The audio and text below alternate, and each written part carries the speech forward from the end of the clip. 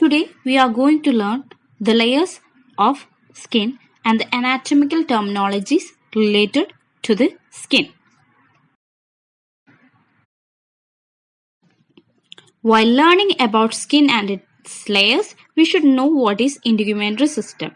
Integumentary system consists of skin and its accessory structures, which provides the body with overall protection. So what is integumentary system?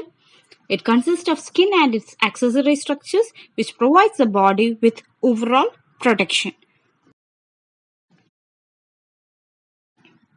Now we will discuss about the layers of skin. Skin is composed of two main layers, that is the epidermis and the dermis. Epidermis is made up of closely packed epithelial cells, and the second layer, dermis, is made of dense, irregular connective tissues that houses blood vessels, hair follicles, sweat glands, and other structures. Beneath the dermis is the hypodermis, which contains loose connective tissues and fatty tissues. The hypodermis comes under fascia. It is not considered as a layer of skin. It is also called superficial fascia. So, the layers of skin are epidermis and dermis. Epidermis is made up of closely packed epithelial cells. Dermis is made of dense irregular connective tissues that houses blood vessels, hair follicles, sweat glands, and other structures. And beneath the dermis is the hypodermis, which is a fascia. It is also called as superficial fascia. Now we will discuss about the first and the superficial layer of the skin, that is epidermis. It contains keratinized, stratified, squamous epithelium. It is made up of either 4 layers or 5 layers of epithelial cells, depending on the location. That is, depending upon the location, it has either 4 or 5 layers of epithelial cells. It is vascular. That is, it doesn't have any blood supply. We have already discussed that epidermis is having 4 or 5 layers of epithelial cells, depending upon the location. So, skin having 4 layers of cell, that is called as thin skin. Example, most of the skin in the body is thin skin, and 5 layers of cells is called as thick skin. Example, palms of hand and sole of feet. It is having 5 layers of cells and it is called thick skin.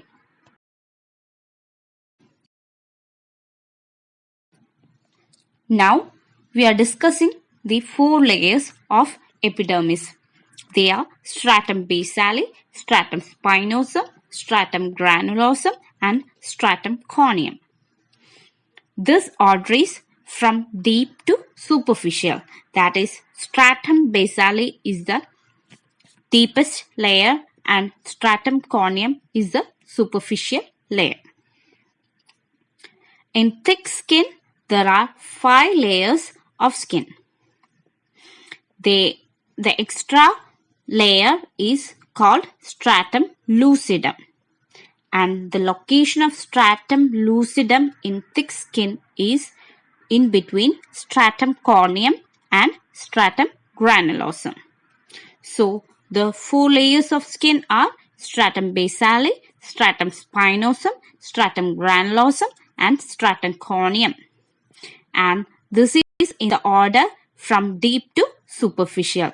And the deepest layer is stratum basale and the superficial layer is stratum corneum. And in thick skin, there is an extra layer called stratum lucidum, which is located in between stratum corneum and stratum granulosum. Stratum basale, also called stratum germinativum. It is the deepest epidermal layer. It attaches epidermis to basal lamina, below which lie the layers of the dermis. That is, below the stratum basale is the layers of the dermis. And cells in stratum basale bond to the dermis through intertwining collagen fibers called as basement membrane. That is, the cells in stratum basale bond to the dermis through intertwining collagen fibers, which is called as basement membrane. In the figure given, you can see the layer of stratum basale, that is the deepest epidermal layer, and below which you can see the dermal layer.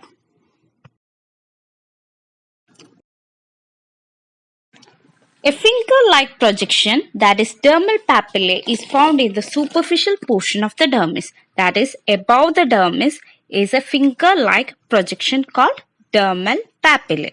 What is its function? It increases the strength of connection between the epidermis and the dermis. That is, it increases the connection between these two layers, that is the epidermis and the dermis. Next, the stratum basale is a single layer of cells primarily made of basal cells. So, stratum basale is a single layer of cells which is primarily made of basal cells. Most of it is basal cells.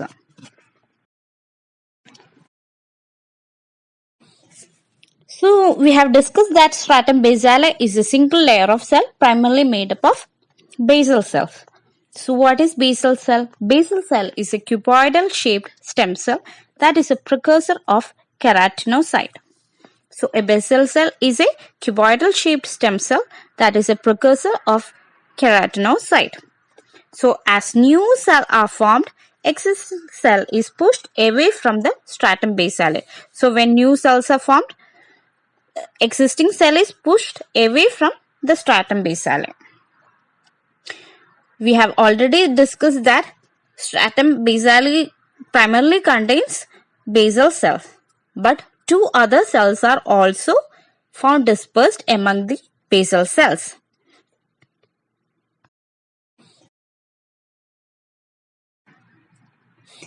So, the two other cells are found dispersed among the basal cells. They are Merkel cell and melanocyte.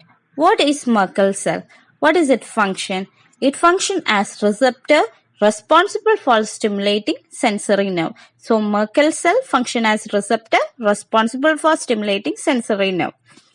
Next is melanocyte.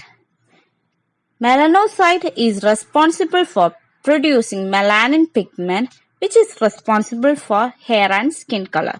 So, the other cell is melanocyte, which is responsible for producing melanin pigment, which is responsible for hair and skin color.